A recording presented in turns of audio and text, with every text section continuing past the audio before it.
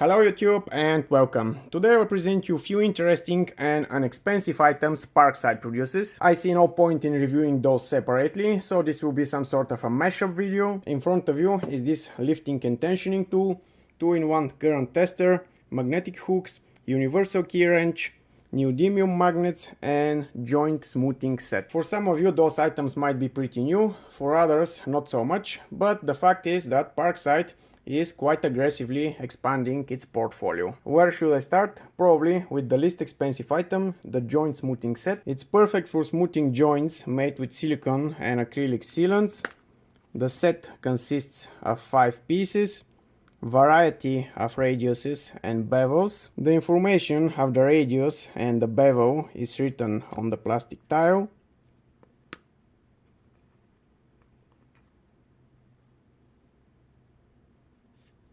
And the 5 pieces are inside one small and handy carry box. Continuing with the Neodymium magnets, 50 pieces with a magnetic force of 0.6 kilograms.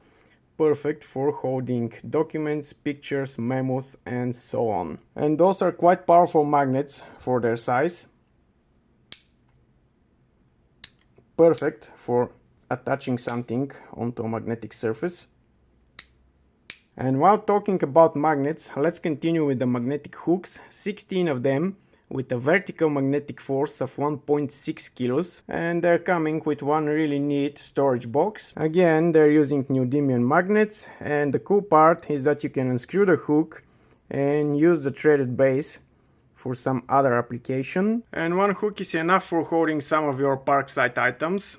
Another interesting item I want to present you is the universal key wrench, suitable for the locks on variety of power distribution cabinets, sanitary equipment, heating systems, elevators and so on. It consists of 2 cross spanners attached to each other with magnetic connection and additionally secured with a removable steel rope. It's super easy to detach the rope and use the 2 spanners separately.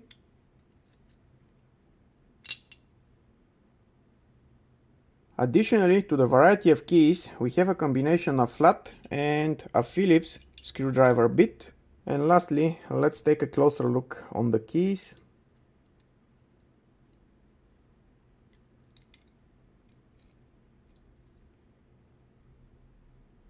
My personal favorite from the items here, the 2-in-1 current tester. I know lots of you know it, but I'll say it for those not aware.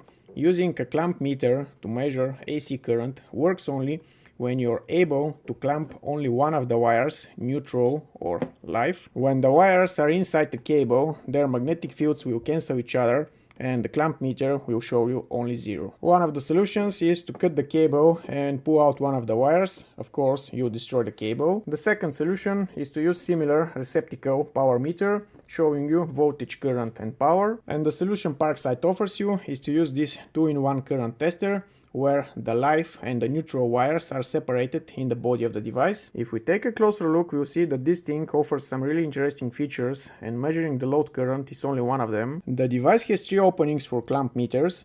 The lower leftmost is for measuring the leakage current, the residual current going through the protective earth conductor.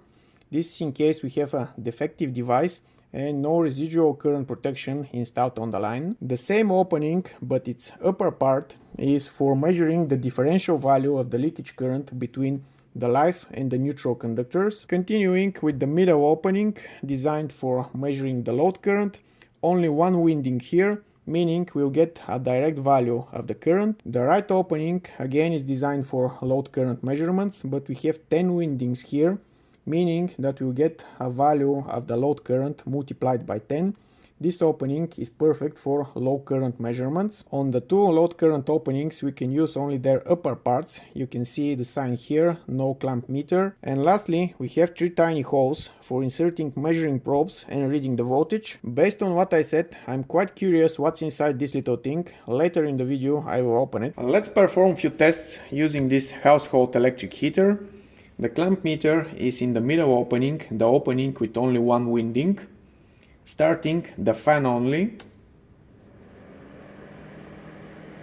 0.1 amps versus 0.14 amps. Let's turn on the electric heater on low power.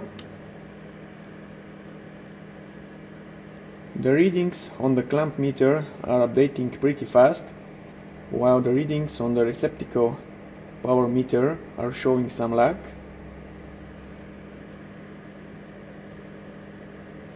But if you pay attention, you see they're pretty equal.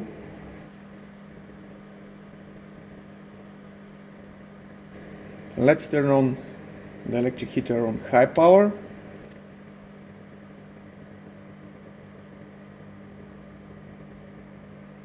Again, the readings are pretty equal. Same test, but this time the clamp meter is in the right opening, the opening with 10 windings, meaning that the actual load current will be multiplied by 10, starting only the fan.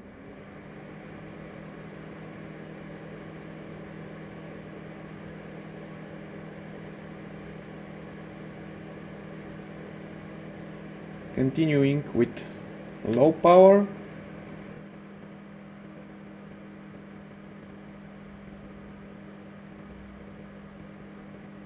Again, the readings on the receptacle power meter are showing some lag. And continuing with high power.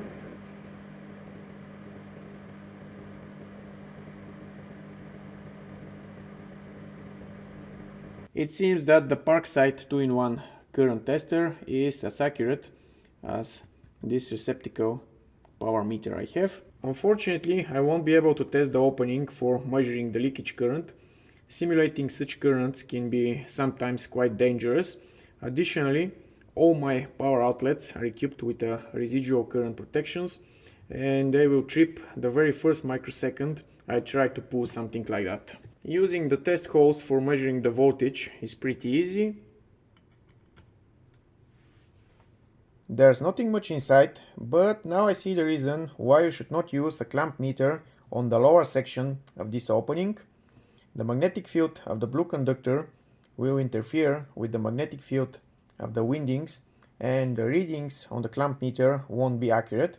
Same goes for the middle opening.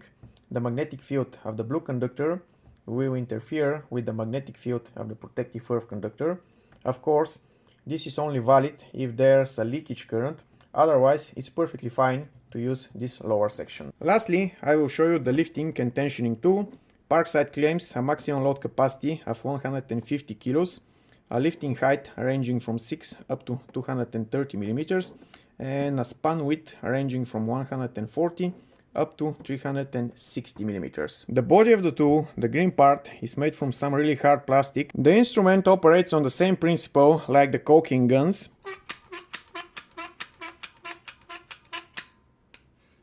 When assembled like this, you can use it for lifting heavy objects, and assembled in reverse, it's perfect for tensioning.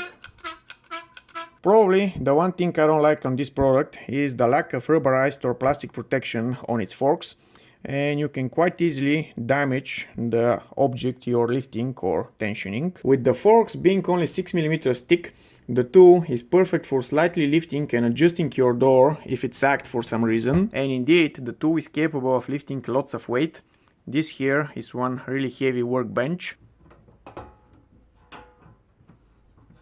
However, the lowering function really sucks. In matter of fact, there's no lowering function at all. It simply drops the load.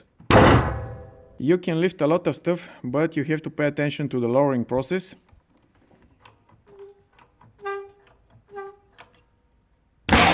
That's it, guys. 6 inexpensive and handy items you probably didn't know are available in your local Lidl store. Bye and see you soon.